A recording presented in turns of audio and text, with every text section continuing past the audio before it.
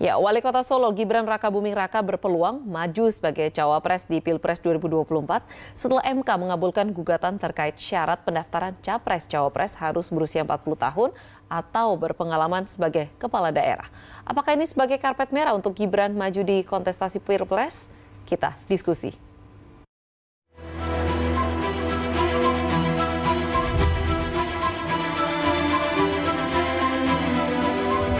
Atau pernah sedang menduduki jabatan yang dipilih melalui pemilihan umum, termasuk pemilihan kepala daerah. Di penghujung rangkaian sidang gugatan pemilu, Mahkamah Konstitusi mengabulkan syarat pernah jadi kepala daerah untuk menjadi kandidat capres dan cawapres. Apakah ini artinya nama Gibran yang santer disebut-sebut dicalonkan sebagai bakal cawapres kian menjadi nyata? Berubah lagikah peta koalisi? Kita diskusi soal ini. Setelah gugatan batas usia capres dan cawapres minimal 35 tahun ditolak, begitupun syarat penyelenggara negara bisa maju di Pilpres, namun di putusan berikutnya MK mengabulkan syarat pernah jadi kepala daerah bisa menjadi kandidat capres dan cawapres. Ini pernyataan lengkapnya dari Mahkamah Konstitusi.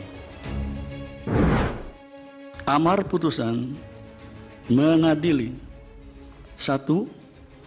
Mengabulkan permohonan pemohon untuk sebagian. 2. Menyatakan pasal 169 huruf Q Undang-Undang Nomor 7 Tahun 2017 tentang Pemilihan Umum Lembaran Negara Republik Indonesia tahun 2017 Nomor 182, tambahan Lembaran Negara Republik Indonesia Nomor 6109 yang menyatakan berusia paling rendah 40 tahun bertentangan dengan Undang-Undang Dasar Negara Republik Indonesia tahun 1945 dan tidak mempunyai kekuatan hukum mengikat sepanjang tidak dimaknai berusia paling rendah 40 tahun atau pernah sedang menduduki jabatan yang dipilih melalui pemilihan umum, termasuk pemilihan kepala daerah. Pembacaan putusan dilakukan selang 3 hari sebelum pendaftaran capres dan cawapres dibuka KPU mulai 19 Oktober. Lalu pertanyaannya kemudian, apakah putusan ini langsung berlaku? Boleh langsung, Mas, karena sifatnya final and binding. Kalau tidak dikecualikan oleh putusan itu sendiri, dikecualikan itu artinya MK bilang ini akan diberlakukan 5 tahun lagi. Maka dengan sendirinya setelah pembacaan putusan, dia segera berlaku. Putusan gugatan ini menjadi sorotan karena akan membuka jalan bagi bakal capres-cawapres yang usianya di bawah 40 tahun. Salah satu nama yang diperbincangkan adalah Wali Kota Solo, Gibran Rakabuming Raka. Putusan sudah dibuat sebuah lembaga negara pengawal konstitusi dengan segala pertimbangan, termasuk konsekuensi kewibawaannya. Apa yang terjadi jika mahkamah mengubah batas syarat menjadi presiden ini? Sederhananya begini: 1, kewibawaan MK akan rusak karena dulu MK konsisten soal putusan open legal policy. Kedua, MK akan dibicarakan sebagai mahkamah keluarga karena putusannya berkait dengan kepentingan kekeluargaan di istana antara ketua MK dengan partai pengusung Gibran yang dipimpin oleh Kaisang, dan ini adalah karpet merah untuk Gibran yang kebetulan adalah anak presiden. Jadi ini betul-betul kesepakatan keluarga. Kalau kemudian Gibran menyatakan kalau sudah diterima lalu dia menolak untuk dijadikan calon presiden, ini drama tingkat tinggi berikutnya dari permainan politik yang luar biasa melelahkan ini. Lalu apa kata Gerindra soal putusan MK ini? Karena sebelumnya Gerindra paling getol melirik Gibran sebagai pendamping Prabowo. Oleh karena itu terhadap putusan MK ini kami menghormati dan tentunya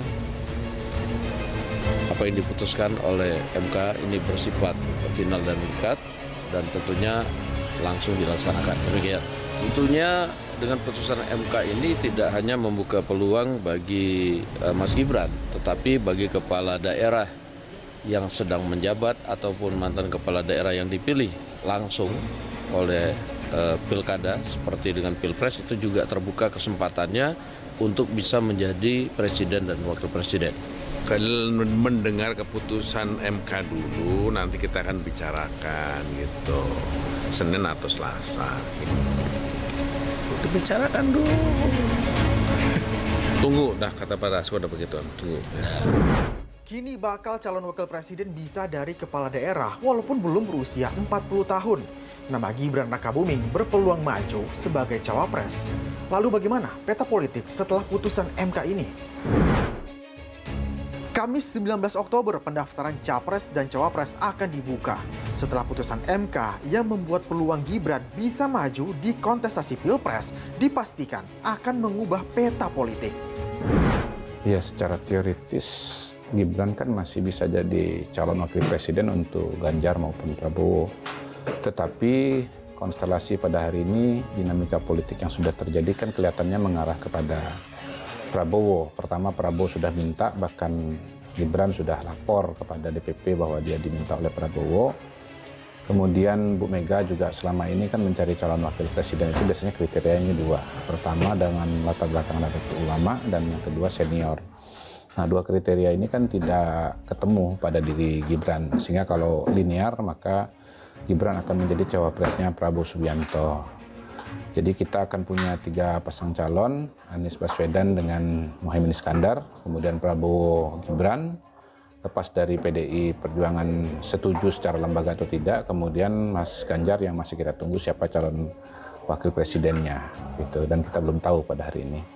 Jadi ya per hari ini kita akan punya 3 calon presiden wakil presiden, masih menunggu Mas Ganjar. Nah, yang menarik tentunya bagaimana reaksi dari PDI Perjuangan sehubungan dengan kalau memang betul nanti ada deklarasi Prabowo Gibran. Apakah misalnya Gibran akan diberhentikan dari PDI Perjuangan? Apakah kemudian PDI Perjuangan akan tetap di dalam kabinet atau kemudian akan keluar dari kabinet? Itu bisa menjadi sesuatu yang masih kita nanti kita lihat perkembangannya ke depan. Setelah Gibran punya peluang maju di Pilpres, Koalisi Indonesia Maju langsung mendapatkan barisan membahas hasil putusan Mahkamah Konstitusi. Apa yang akan terjadi jelang pendaftaran Capres 19 Oktober nanti? Menarik untuk kita tunggu. Saya Zikir Ahmad pamit. Terima kasih. Sampai jumpa.